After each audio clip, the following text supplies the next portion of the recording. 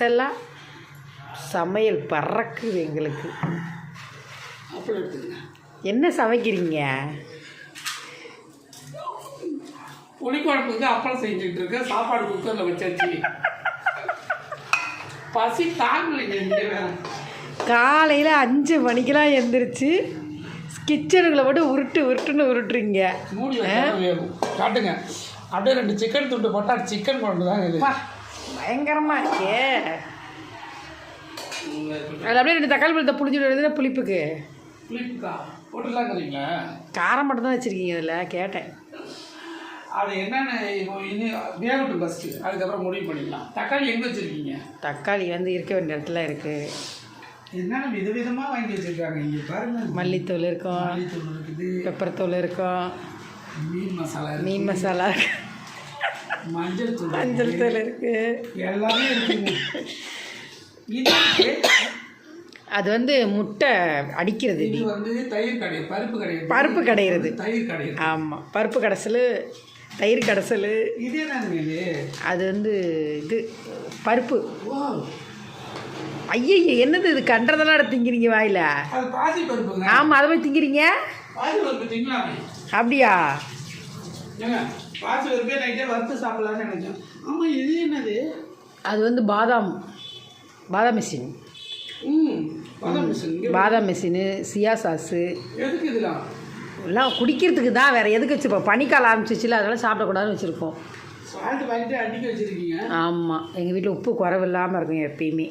உப்பு இருந்தால் நல்லது, அப்போ தான் பணம் காசு. ஆமாம், பணம் காசு வரும். ஏமாத்துறவங்களும் ப்ராடுக்காரங்களுக்கு தான் பணம் காசு வருது. உண்மையாக உழைச்சிருக்கவங்களுக்குலாம் பணம் காசு வர மாட்டேங்குது. வெந்திருக்குமா என்னன்னு தெரியலையே. பாருங்க, வெந்துருச்சுன்னா அதுதான் இறங்கிருச்சு. எடுங்க விசில, தூக்குங்க விசில, தூக்குங்க. அவரு வச்சு தூக்குங்க. அட தூக்குங்க. அவ்வளோதான். ஓப்பன் பண்ணுங்க. ஓப்பன் பண்ணால் தானே தெரியும் வெந்துதா வேகலையான்னு. ஈஸ்வராவா? திறங்க, தூக்குங்க. ஏன் அப்படி போறீங்க? ரொம்ப தூக்குங்க. இப்போ எதுக்கு இவ்வளோ சாப்பாடு? அட உங்க ஒக்கம்மாக்கா அவன் அந்த சோறையை சாப்பிடவே மாட்டான். ஒரு கிளாஸ் தான் அரிசி போடுறேன்னு சொன்னீங்க.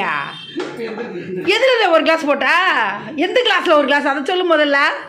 ஒரு கிளாஸ்ன்னு சொல்லி நீ எந்த கிளாஸ்? இந்த கிளாஸில் ஒரு கிளாஸு, இது ஒரு கிளாஸ். அது ஒரு வாய்ப்பே இல்லை. எத்தனை கிளாஸ் போட்டீங்க? உண்மையை சொல்லுங்க. ஐயோ, 2 கிளாஸ் போட்டு 4 கிளாஸ் தண்ணி ஊற்றலாம். அட கடவுளே, என்ன வேலை பண்ணி வச்சுருக்கீங்க? ஒரு டம்ளர் கஞ்சின்னு சொல்லிட்டு